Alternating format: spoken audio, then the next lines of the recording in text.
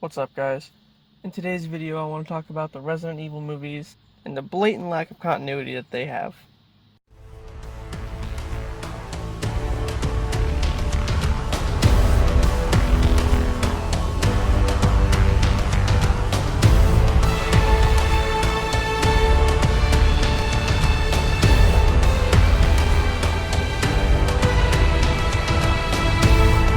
So in the first film, we meet Alice, who's a security operative working at the mansion that's covering up the Hive, Umbrella's secret facility underneath Raccoon City, where they do illegal experimentation using the T-virus. As the movie progresses, we learn that Spence, who is Alice's assigned husband, plans to steal the T-virus and sell it on the black market to the highest bidder. This plan falls to shit when he gets killed by a licker and doesn't really make it out of there alive. Alice and Matt do manage to make it out, only to get captured by Umbrella in the mansion, and they both get exposed to the T-virus, having various effects on both of them. Matt, having been scratched by the licker prior to this, mutates into what they call the Nemesis. Alice just gains superpowers, including telekinesis among other things. In Part 2, Alice is still learning her abilities and hasn't fully come to terms with them yet. We meet Dr. Ashford, who developed the T-virus initially to help his daughter Angela walk again. She was born with a rare disorder that made her not able to walk. As the movie goes on, Alice fights Nemesis variously throughout the city, ultimately ending with a giant fight at the end where they just battle in fisticuffs and then Nemesis gets killed by a helicopter. And it gets nuked by a missile, covering up any evidence of Umbrella's involvement. In Extinction, the world's pretty much wiped out and everything's very desolate. Alice meets up with a group of survivors led by Claire Redfield in Nevada, where she has a convoy established. Alice travels to the Umbrella facility underneath the city, where she learns that Dr. Isaacs has been running tests on clones of Alice under the supervision of Albert Wesker, the head of Umbrella. After being bitten by one of his untested super zombies, Dr. Isaacs begins to mutate into the movie version of the Tyrant. Alice battles him and ultimately defeats him, cutting him into a million pieces with the laser grid in the hallway.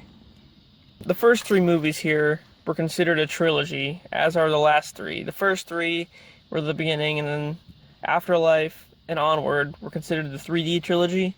But honestly, after Extinction, you could just stop watching, because then it starts getting fucking ridiculous. And the continuity just falls to shit. If they would have kept it from just these three movies and ended it, it would have been a horrible video game adaptation, but it wouldn't be the monstrosity that it becomes after the sixth movie. So, continuing, we have Afterlife. Alice, along with her clones, follow Wesker to Japan, where they have their main Umbrella facility. She goes underground and pretty much blows the place up, but he escapes. She then meets up with a group of survivors, yet again led by Claire, and this time her brother Chris. And together they fight various monsters and ultimately battle Wesker on this giant shipping freighter where he's been hiding the whole time. Alice seemingly kills Wesker, but they don't manage to make it off the ship because Umbrella bombards them with a bunch of helicopters, led by, that's right, Jill Valentine, who's now under the control of Umbrella. So Retribution starts off with the end of Afterlife, and Jill and her company attack the ship. There's a huge battle that ensues, and Alice is thrown into the ocean, only to be recovered and captured by Umbrella. Up to this point, she doesn't have her powers anymore, because in the last one, Wesker took them away at the very beginning. So she only had her powers for a short while. This movie seemed like it didn't even really need to be made. It was just made to exist, because it doesn't tie into anything.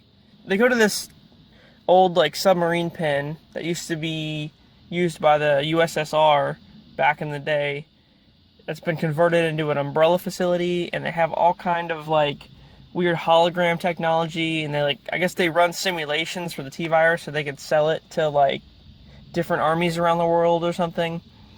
So this whole movie just sucks balls. The only good thing about it is they introduced Leon, which was kind of a shit show anyway. So she befriends Ada, who's a good guy, and apparently now Wesker turned his back on Umbrella because it's ran by the Red Queen now, and now he's aiding Alice to help take them down. Let me just stop right there. First of all, in Extinction, Wesker was the head of Umbrella, and he was pretty much running the show. And then Afterlife, he's still the head of Umbrella, and he's like the main antagonist in that movie. And she finally defeats him, but now he's alive and he wants to help her escape because he just changed his mind all of a sudden. No offense to Paul W.S. Anderson, but I think he might have been on drugs when he wrote this shit. Either that or he just didn't, remember the previous movie, and he just keeps making up shit as he goes along. Oh, God. So Alice, befriends Barry Burton and Leon Kennedy, all these people who weren't supposed to be there, but they're some kind of, elite commando team, through the submarine pen, and together they, foil Umbrella again and blow the place all to hell. And they escape, and then she fights Jill at the end, which is a pretty cool fight scene. And then, they revert her back to her normal state of mind, and then they all go to the White House, where apparently Wesker is running it. Yeah, and I guess the whole time he was lying about wanting to help her. He just did that to lure her there. And then they end the movie with them all atop the White House saying that they're going to fight the biggest battle ever. And it looks pretty dope. It looks like the final movie of the series is going to be like a crazy all-out fight with all the main characters of the games. And for the shit show that the series has been, it kind of gave me hope that the last one was kind of going to be good. But, of course, that's also fake, and they just led you on.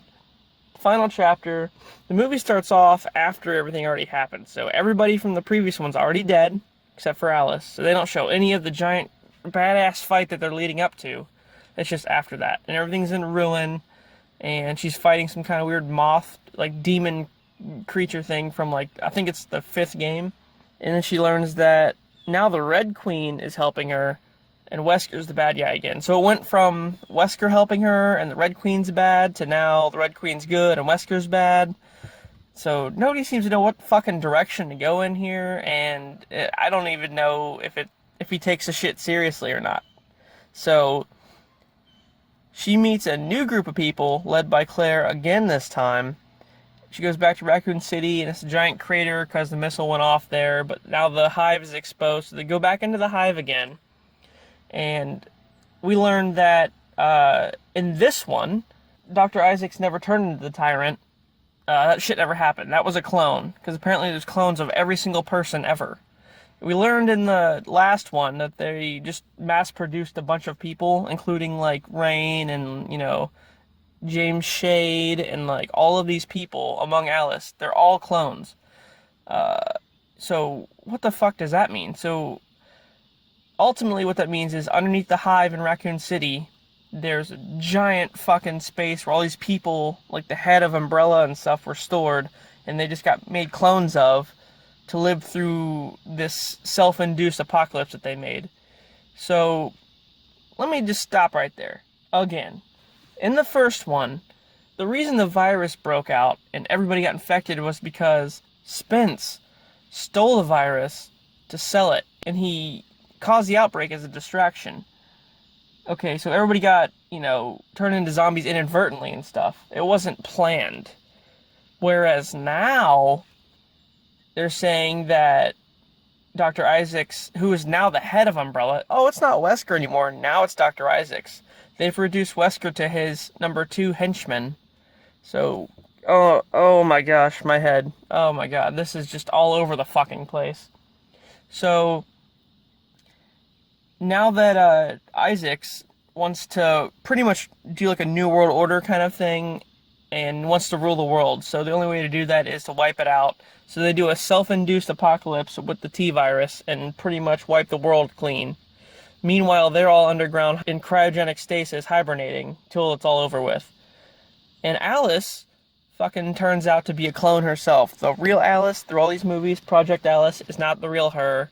It's a clone of Alicia Marcus, who is 50% owner of the Umbrella Corporation, along with Dr. Isaacs.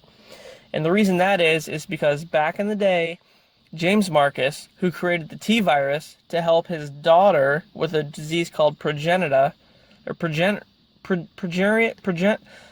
a disease his daughter had.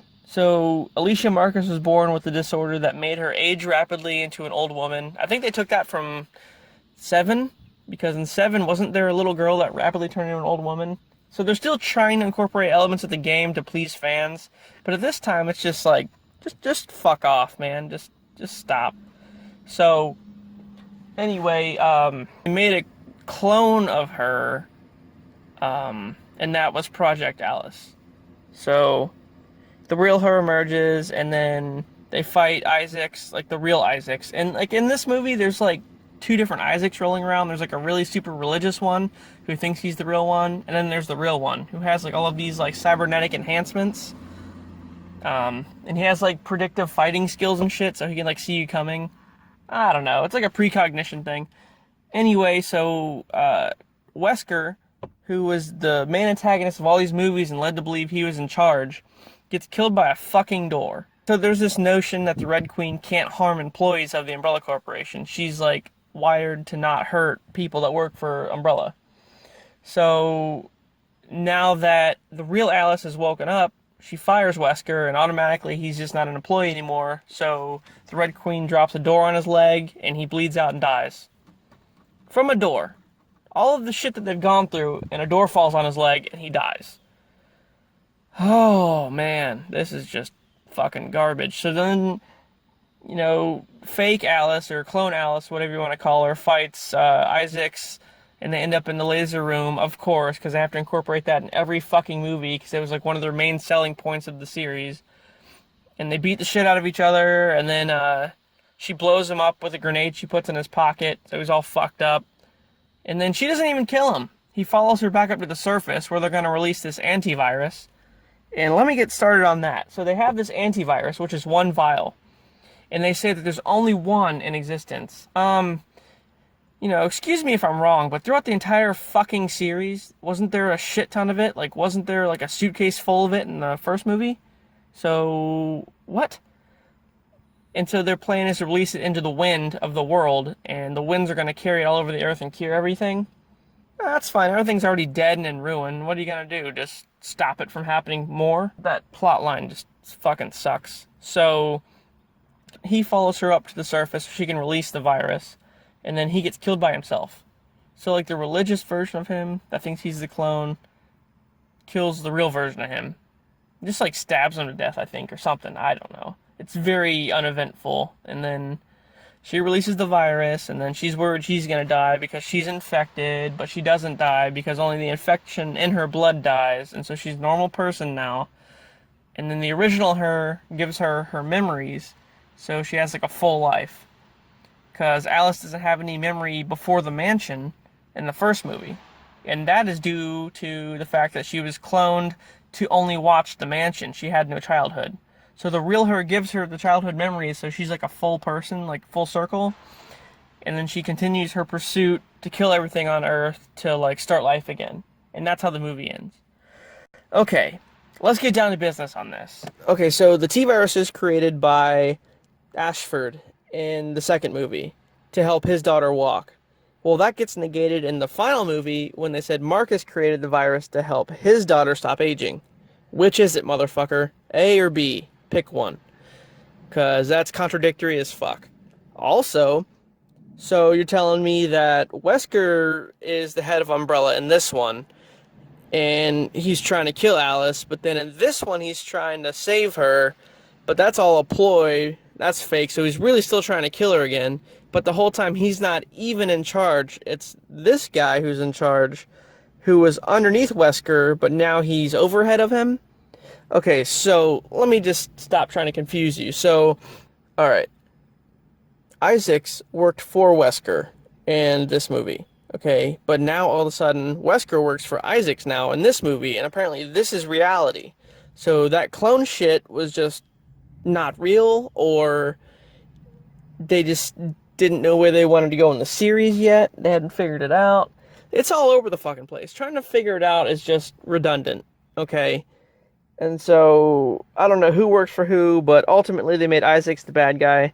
Isaacs isn't even really supposed to be Isaacs in this one. He's supposed to be Birkin, but they fucked that up early on. See, what happened there was Jason Isaacs, the guy that played Lucius Malfoy in Harry Potter, he was supposed to be William Birkin, but the actor backed out after like the first movie, and then so they hired an Ian Glenn to play the part, but they ended up naming the character Dr. Isaacs after the actor, as opposed to the character from the game. That's fuckery in itself. So the antivirus, there's a shit ton of antivirus all over the fucking place. All in the first movie, all in the third movie. In fact, it's what helped Isaacs become the tyrant, because he injected too much of it and it made him unstable. So, unless he injected all of it and there was no more, why would there only be one fucking vial of the shit left in the last movie? And it was kept deep underground. What makes that one so special? Oh, that one can only reverse, if it gets released into the atmosphere.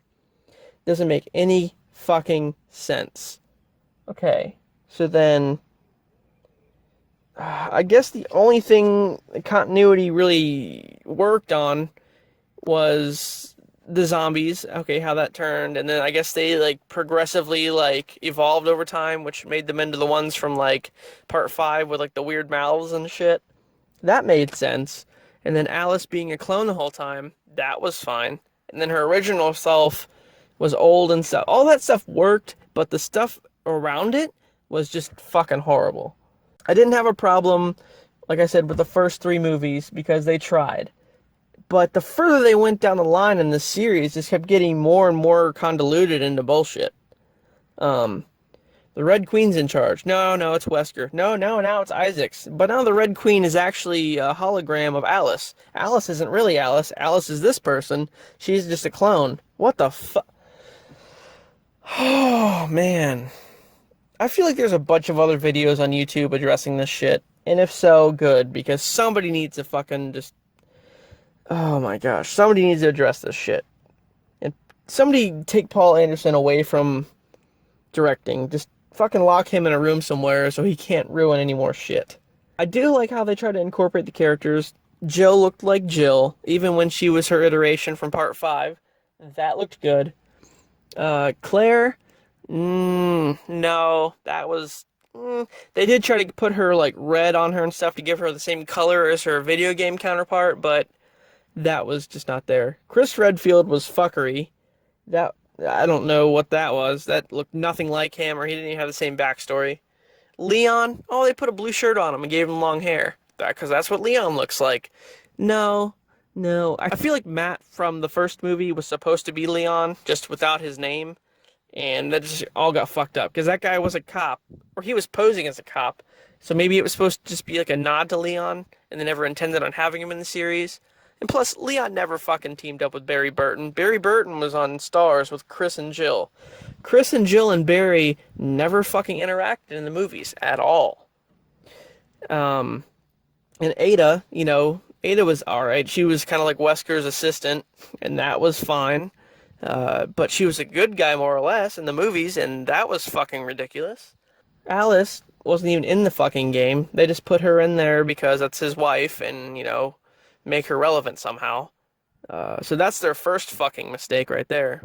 My final thought on all of this is, please just fucking stop. Just leave it as a video game. I heard that they're gonna make a Netflix series about Resident Evil more closely related to the games. And I'm really watching closely with that, because I really hope that they do it accurate and just stay away from Paul Anderson and don't involve him in any sort of fashion at all. Because fuck that motherfucker. And that's about it, So, that is the Resident Evil series and my thoughts on it. Good day.